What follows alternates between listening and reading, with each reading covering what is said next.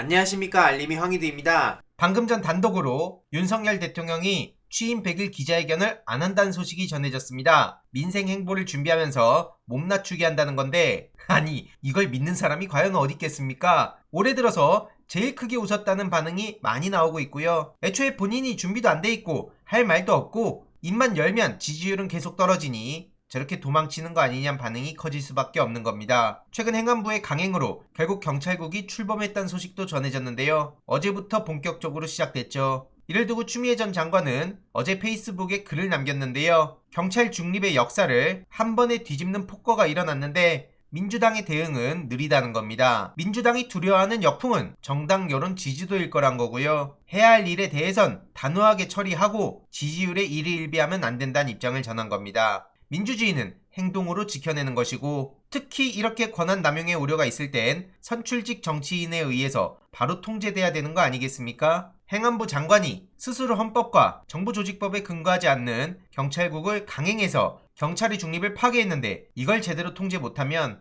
누구더러 민주주의를 지키라고 하겠습니까? 이해로도 최근 논란의 중심에 선 박순애 장관이 내년 3월에 장관을 관둘 수 있다는 발언을 했다는 게 드러났네요. 오죽하면 일부 대학 총장들 사이에서도 부적절한 발언이라고 지적을 했었다고 합니다. 이에 많은 시민들은 3월까지 버틸 수 있을까? 저런 인간이 부총리를 한다고? 염치가 없다는 반응이 많이 나오고 있습니다. 이해로도 윤석열 정부의 불투명함에 대해서 꼬집는 비판의 목소리도 계속해서 나오고 있는데요. 대통령실 정보공개 운영이 심각한 수준으로 후퇴하고 있다는 지적입니다. 대통령실 계약 정보를 비롯해서 사적 채용 논란 속에도 대통령 비서실 소속 공무원 명단조차 비공개를 하고 있죠. 정보 공개 판단이 곤란하거나 비공개에 대한 이의 신청, 정보 공개 제도의 운영에 관한 사항을 심의하도록 정보 공개 심의회를 두고 있습니다. 외부 전문가가 함께 정보 공개 여부를 심의하기에 보다 객관적이라고 생각할 수 있겠죠. 그래서 정보공개센터에선 정보공개심의회 위원회 성명과 소속 및 직업을 정보공개 청구해봤다고 합니다. 이후로 민간위원 소속 및 직책은 비공개를 했습니다. 저렇게 할 경우 전문성을 가진 위원으로 구성됐는지 확인할 길이 없고요. 애초에 저들은 공인이기에 저렇게 숨기는 것조차 잘못됐다는 지적이 나올 수밖에 없습니다. 문재인 정부 당시에도 당당하게 공개가 됐었고요. 저렇게 국정 운영과 관련된 정보가 계속 비공개가 되면 국민들의 불신은 커질 수밖에 없는 거죠. 해당 소식을 접한 시민들은 뭐 제대로 돌아가는 게 없구나, 보수와 진보를 떠나 하루빨리 쫓아내야 된다는 반응도 많은 공감이 이어지고 있죠. 이해로도 국민대 동문들 또한 논문 보고서를 공개하라고 목소리를 높였는데요. 이번 결정이 객관적이고 정밀한 조사에 근거했는지 입증하기 위해서라도 참여했던 위원들 명단과 최종 보고서를 공개하란 거고요. 이건 당연한 거죠.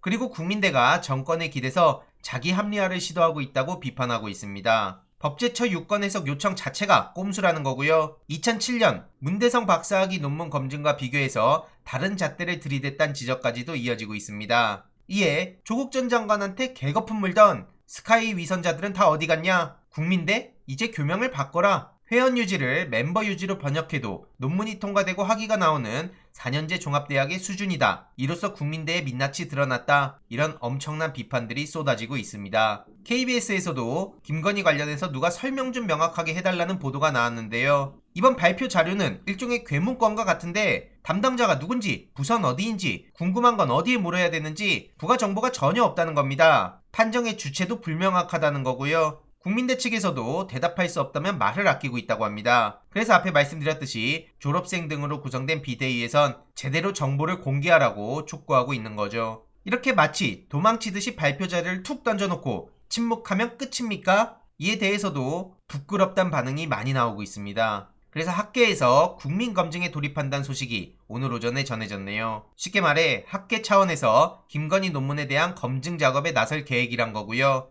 국민대 밖에서 새로운 차원의 재검증이 시작된다는 거죠. 우이종 서울대 교수는 전공 불문하고 학계 전체 차원의 공동 대응이 필요하다고 목소리를 높이고 있고요. 사회 대개혁을 위한 지식 네트워크 다들 잘 아실 겁니다. 1단계로는 여기와 민교역, 2단계로는 교수 연구자 개개인의 연명 방식의 규탄 성명, 3단계로 시민단체와 공동으로 규탄 성명과 집회까지 전개할 계획을 마련 중에 있다고 하고요. 이와 관련해서도 소식 계속 전해드릴 예정입니다. 이뿐만이 아니고 행사 기획이라던 신씨가 알고 보니 부속실 소속으로 나토 다녀왔다는 소식도 전해졌습니다. 거짓말이 다 탄로났는데 계속해서 얼렁뚱땅 넘어가고 있는 게 지금 윤석열 정부의 현실이고요. 행사 기획을 담당한다고 데려갔다더니 의전비서관이 아니라 대통령 내외를 지근거리에서 수행하는 부속실 담당으로 갔다 한 거고요. 신 씨는 민간인 신분임에도 보안각서 또한 작성 안 했다고 합니다. 어마어마하죠. 어쨌든 이런 전반적인 상황에 조국 전 장관과 동일한 잣대를 들이대서 똑같이 검증하고 책임지게 해라, 이런 목소리가 커질 수밖에 없고요. 최근 조국 전 장관 유튜브가 개설됐죠. 구독자가 지금 5만 명을 넘겼는데 일시적으로 책 때문에 개설했다고 합니다. 그래도 많은 사람들이 힘을 보태고자 구독을 하는 것으로 알고 있고요. 이번 주 금요일 시사발전소와 민주당 대학생위원회 연세대 지부가 함께 주최하는 그대가조국 특별상영회에도 참석할 예정입니다. 관심 있으신 청년들 많은 신청 부탁드리고요. 이외로도 이준석 병역법 그리고 여동생 의료법 위반 등 불송치로 수사가 종결됐다는 소식이 전해졌습니다. 이 또한 당연히 논란이 커질 수밖에 없는데요. 대놓고 이렇게 얘기를 했는데 어영부영 시간 끌더니 그냥 사건을 이대로 마무리한다고요? 이준석 병역법 위반 의혹 사건도 마찬가지로 공소시효 만료로 불송치했다고 합니다. 이에 대해서 당연히 비판적인 목소리가 나올 수밖에 없는데 이준석은 저렇게 교묘하게 살고 법 위반을 해도 다 살아나는구나, 이게 말이 되냐, 이런 반응이 커지고 있고요. 이런 와중에 윤핵관을 연일 맹폭하고 있는데 국민의힘 내부 싸움도 참 가관이란 말밖에 안 나옵니다. 이와 관련해서도 추가적인 소식 계속 전해드리도록 하겠습니다. 이번 내용도 유익했다면 구독, 좋아요, 알림 설정,